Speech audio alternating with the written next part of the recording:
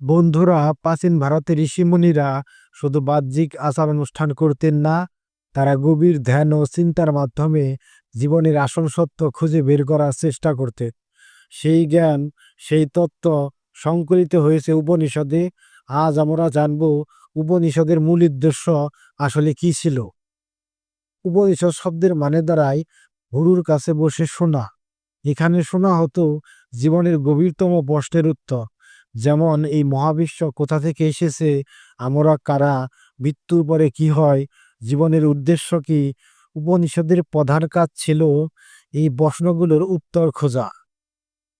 উপনিষদের সবচেয়ে গুরুত্বপূর্ণ শিক্ষা হলো আমাদের ভেতরের আত্মা আর মহাবিশ্বের সর্বোচ্চ সত্তা, যাকে ব্রহ্ম বলা হয়, তারা আসলে এক।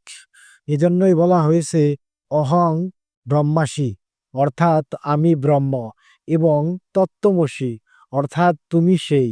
এই জ্ঞান মানুষকে নিজের আসল পরিচয় বোঝায়। জন্ম মৃত্যুর চক্রে আমরা বারবার ঘুরি, এটাকেই বলা হয় সংসার। উপনিষদ শেখায় কিভাবে এই চক্র থেকে মুক্তি পাওয়া যায়। এই মুক্তিকেই বলা হয় মোক্ষ। আর মোক্ষ লাভের উপায় হলো জ্ঞান, ধ্যান এবং নিজের প্রকৃত সত্তা সম্পর্কে সচেতন হওয়া। উপনিষদ বলেছে কেবল বাহ্যিক যজ্ঞ, পূজা বা নিয়ম মানলেই হবে না। সত্যিকারের জ্ঞান আসে অন্তরের সাধনা থেকে, যেখানে মন শান্ত হয়, অহংকার ভেঙে যায়, আর মানুষ নিজের ভিতরের আলো খুঁজে পায়।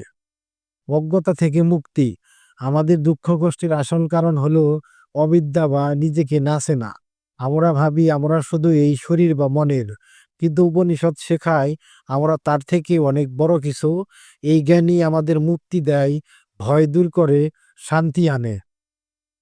হাজার বছর আগে লেখা হলেও উপনিষদের শিক্ষা আজও সমান প্রাসঙ্গিক।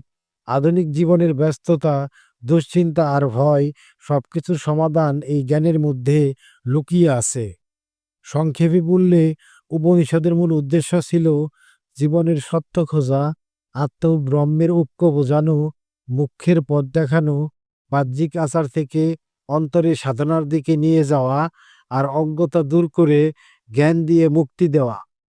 উপনিষদ শুধু ধর্মীয় বই নয়, এটি এমন এক আধ্যাত্মিক বিজ্ঞান যা মানুষকে নিজের প্রকৃত সত্তা চিনিয়ে দেয় এবং চিরন্তন শান্তির পথে নিয়ে যায়।